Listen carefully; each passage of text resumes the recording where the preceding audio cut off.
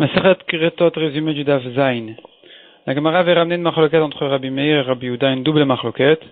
Première machloket entre Rabbi Meir et Rabbi Yehuda à propos d'un Kohen Gadol ou d'un roi qui ont déjà été oints avec le Shemen HaMishra. Et ensuite, ils se sont enduits du Shemen HaMishra, est-ce qu'ils sont Chayavim ou Pturim.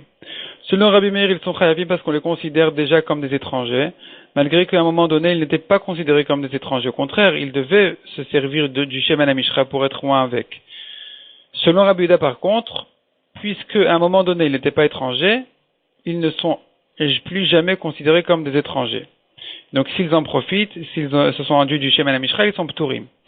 La Gemara ramène une machloket qui ressemble à celle-là, entre Rabbi Meir et Rabbi Yehuda, à propos d'une fille de Cohen qui s'est mariée à un mariage interdit. Est-ce que je la considère toujours comme une fille de Cohen, et donc si elle a mangé de la trouma, elle ne doit pas ajouter un cinquième, et si elle a fauté en tant que chatish, elle est chayavet srefa, d'être brûlée comme une fille de Cohen. Parce que, selon Rabbi Yehuda, je la considère pas étrangère à la Keuna, malgré qu'aujourd'hui, elle s'est déjà éloignée de la Keuna, puisqu'à un moment donné, elle était proche de la Keuna, elle était une fille de Cohen, alors elle ne sera plus jamais considérée comme étrangère, tandis que selon Rabbi Meir, on la considère comme étrangère à partir du moment où elle s'est éloignée de la Keuna en se mariant à un mariage interdit, et que puisqu'elle ne peut plus se remarier du tout avec un Cohen, dorénavant, je la considère comme une Zara, une étrangère, qui doit ajouter un cinquième en cas où elle a mangé de la trouma, et de même, si elle a fauté, elle est chayavet chenek, comme, et chayavet mita évidemment, mais en tant que chatish, elle est chayavet mita chenek, d'être étranglée, comme une femme Israël, et pas srefa, d'être brûlée comme une fille de Cohen. À propos de la deuxième machloket entre Rabbi Meir et Rabbi Yehuda que nous avons vu dans le daf précédent aussi, à savoir à partir de quelle quantité on est chayav quand on s'est servi du Shemen HaMishra. Est-ce que ce n'est qu'à partir d'un kazaït ou même moins, même un tout petit peu, on est déjà chayav? La Gemara dit que cette machloket, par contre, ne se répétera pas dans le cas où la Torah dit une netina, malgré qu'ici c'est écrit une netina de celui qui met du Shemen HaMishra, qui donne du Shemen HaMishra sur lui, il est chayav. Et là on a vu la machloket, est-ce que c'est à partir d'un kazaït ou même pas?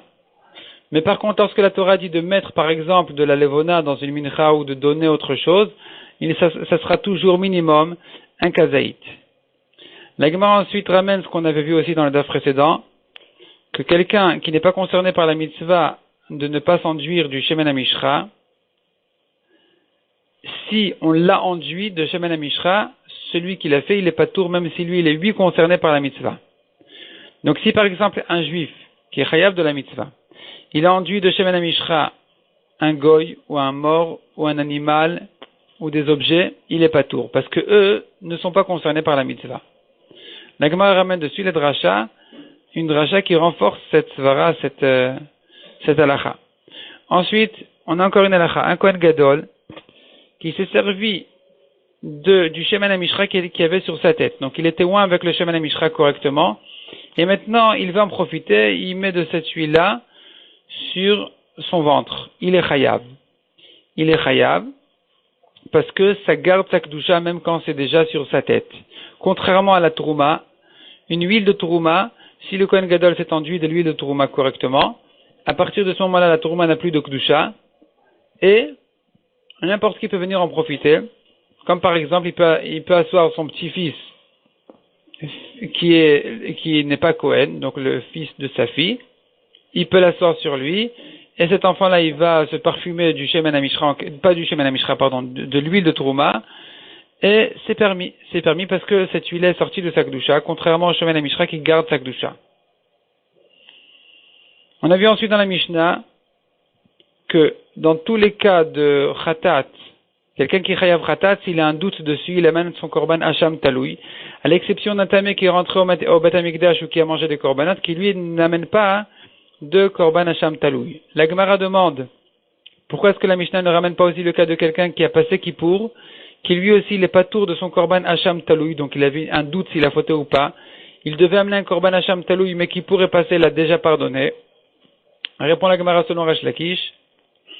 Selon Resh Lakish répond la Gemara que non, ici puisqu'il n'a plus de faute, puisqu'il a été pardonné, donc cette faute-là n'existe plus, la Mishnah n'en parle pas. La Mishnah ne parle que d'une faute qui existe.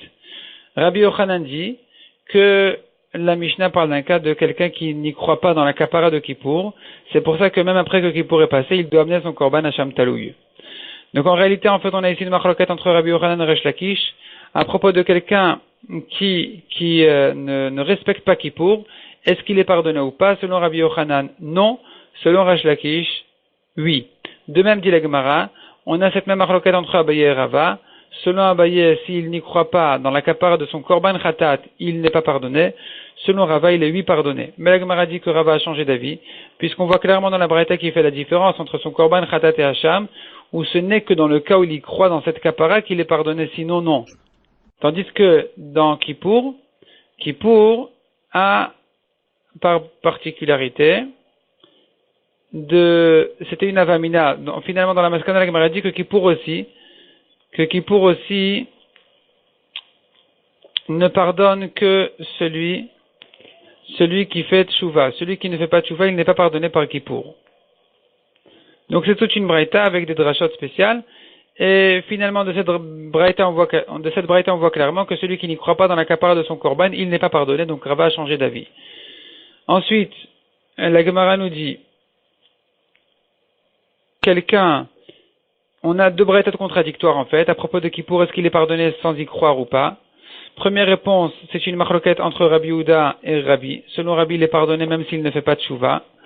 Deuxième réponse, c'est de dire que même Rabbi qui dit qu'il est pardonné même sans tchouva, Rabbi est d'accord dans le cas où il a profané le Kippour lui-même, que lui évidemment, il n'est pas pardonné par Kippour lui-même. Et la Gemara rentre un peu dans les sévarot. Est-ce qu'on peut prouver cette sévara ou pas? Finalement, la Gemara repousse les preuves. Donc c'est pas évident de dire que Kippour ne pardonne pas à quelqu'un qui l'a transgressé, qui l'a profané. Peut-être que Kippour pardonne même les fautes qui viennent contre le Kippour lui-même, comme quelqu'un qui a mangé pendant Kippour, comme quelqu'un qui a travaillé pendant Kippour. Selon Rabbi, tout ça. C'est selon Rabbi qui pense que Kippour pardonne même pour quelqu'un qui ne fait pas de tchouva. Ensuite, on a un nouveau sujet, le Megadef. Le Megadef, on a vu dans la Mishnah, celui qui a béni Hachem, il est chayav. Et Chachamim disent que non, lui aussi il est patour de korban khatat. Donc, Bemezid il est chayav karet, mais Beshogeg il est patour de korban khatat. La Gemara explique que Chachamim s'adresse à Rabbi Akiva, en lui disant, de même que toi tu considères que quelqu'un qui n'a pas fait de maasé, qui n'a pas fait d'action dans sa vera, il est patour de khatat, ici aussi tu devrais dire qu'il est patour de khatat pour le Megadef qui n'a pas fait d'action. Donc la Gemara ramène là-dessus une machloket.